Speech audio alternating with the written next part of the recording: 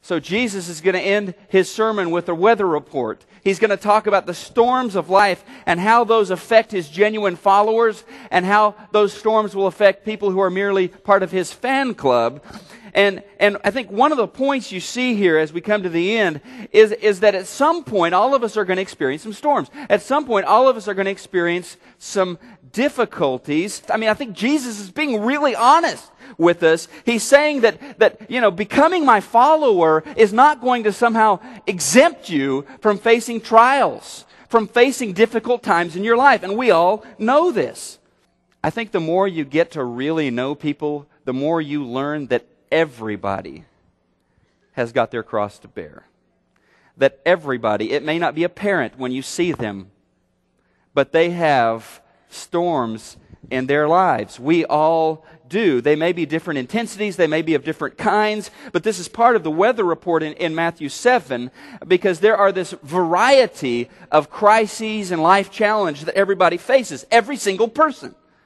And while we can't be totally prepared to face anything, we can be balanced. We can be walking in rhythm with God. We can be sober-minded and wise so that we will be able to stand up to the challenges of life and not collapse under them.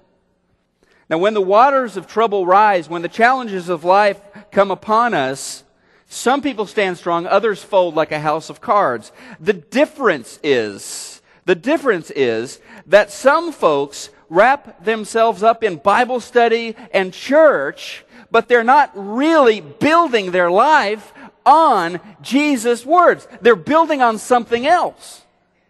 They're not really building on a foundation of Christ Himself.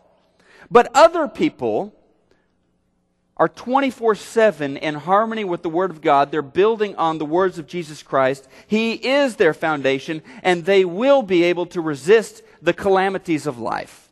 So enough of the weather report. Let's listen. Let's really try to hear what Jesus is telling us that can prepare us better for the storms of life this morning. One of them, and you can write this on your outline this morning, is to stay on course when the rains of culture fall. When the rains of culture fall. And understand that you have to be very intentional because of this environment in which we live. You have to be very intentional about protecting yourself from these rains. You've got to know what you're doing. You've got to be serious about it. You've got the waters coming down. Well, what happens when enough water comes down? Well, it's going to rise up too, isn't it? The floodwaters are going to rise up. So number 2 is to hold on tight when the waters of temptation rise. And they will. Satan, the enemy, wants to tarnish the image of Christ in you and I. If you're a disciple of Jesus, he wants to enslave you once again to his mastery, to what's evil and what's corrupt. And that's why we hold on tight when the waters of temptation rise. God says, when you pass through the water. Sometimes you're not going to have a boat to get into. Sometimes you're not going to be able to walk around the waters. Sometimes you're going to have to go right through the middle of some difficult situations, of some high waters. And the Word of God says, fear not.